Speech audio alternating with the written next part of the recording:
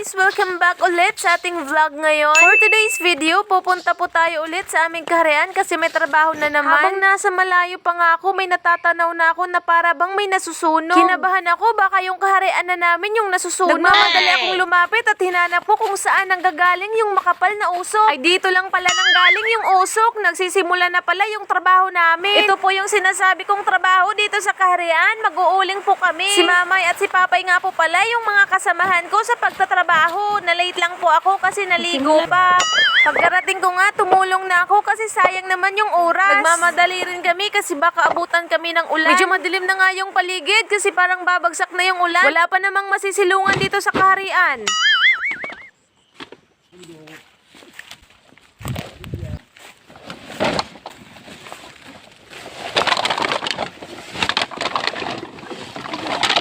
Habang inaayos ko nga tong sako, may kumakaway-kaway pala sa likuran. Ay, yung hari pala sa aming kaharian ang kumakaway-kaway. Kailangan namin bilisan kasi medyo marami-rami pa yung mga bagol o mga paya. Ay basta hindi ko alam kung anong Tagalog niyan. Kaya nga ako nagbabalak papuntang Manila para marami akong matutunan na Tagalog. Dito kasi kapag nagsasalita ka ng Tagalog, sasabihan ka ng turo Tagalog, hilaw tubod. Medyo umaambon-ambon na kaya kailangan naming bilisan. Kailangan matapos namin to bago bumagsak ang malakas na ulan. Pero hindi pa nga kami nakakalahati, umaambon-ambon na. At kahit nga umaambon-ambon na, patuloy pa rin ang dalawa sa pagtatrabaho. Ay talaga namang napakasipag.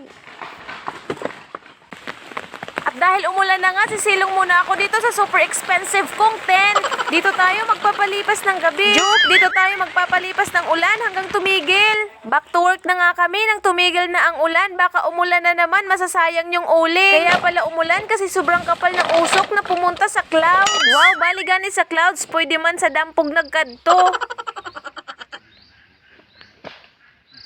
At nang sumiga na nga ang uling, magtitimba na kami ng tubig pambisbis dito. Ito nga po pala ang tubig na sinasabi kong pangbisbis sa uling. Ganyan po kayaman dito sa aming kaharian, may sariling swimming pool.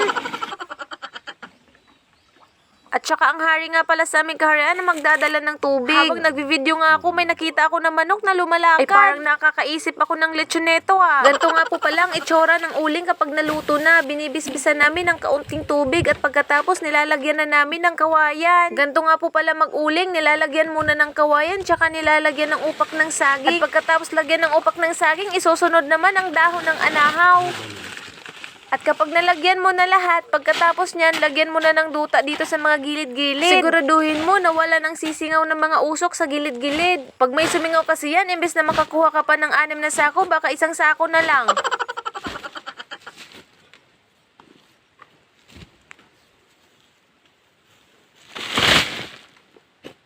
Kagaya niya no, may maliit pa na sumisingaw. Kahit maliit na singaw lang yan, kailangan mo pa rin malagyan ng lupa. Huwag kang umalis hanggat may nakikita ka pang singaw ng usok.